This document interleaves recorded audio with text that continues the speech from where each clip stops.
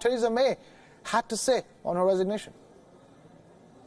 Ever since I first stepped through the door behind me as Prime Minister, I have striven to make the United Kingdom a country that works not just for a privileged few, but for everyone, and to honour the result of the EU referendum.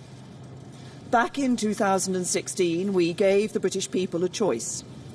Against all predictions, the British people voted to leave the European Union. I feel as certain today as I did 3 years ago that in a democracy, if you give people a choice, you have a duty to implement what they decide. I have done my best to do that. I negotiated the terms of our exit and a new relationship with our closest neighbours that protects jobs, our security and our union. I have done everything I can to convince MPs to back that deal. Sadly, I have not been able to do so. I tried 3 times. I believe it was right to persevere, even when the odds against success seemed high. But it is now clear to me that it is in the best interests of the country for a new Prime Minister to lead that effort. So I am today announcing that I will resign as leader of the Conservative and Unionist Party on Friday the 7th of June, so that a successor can be chosen.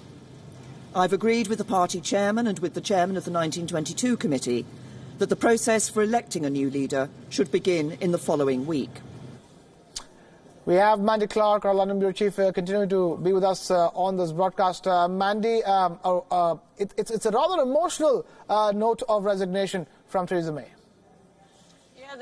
Right at the end, you could hear her voice cracking a bit. Certainly, this is a position that she has always wanted. But, of course, when she got it, it came with the enormous task of trying to find a way out of Brexit, find a solution.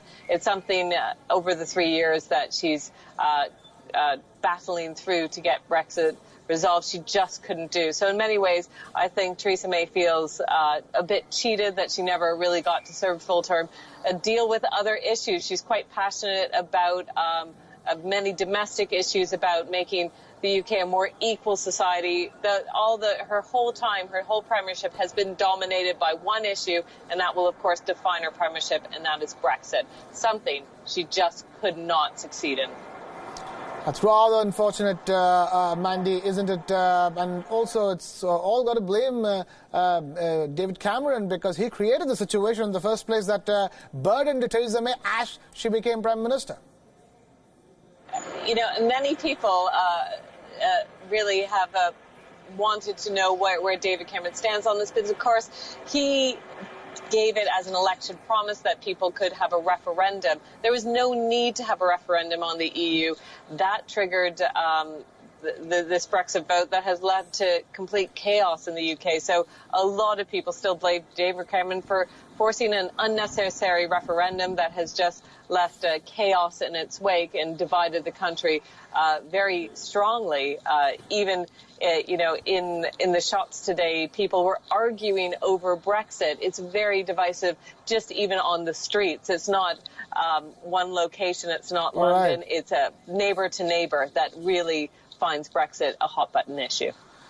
All right, Mandy, stay safe in London over there and away from any of these contentious arguments. But for now, thank you so much for joining us on this big story that's broken here on WION World is What. Theresa May, the Prime Minister of the United Kingdom, has resigned from her position, and she will be resigning. The date of resignation is 7th of June. She's already announced it on television.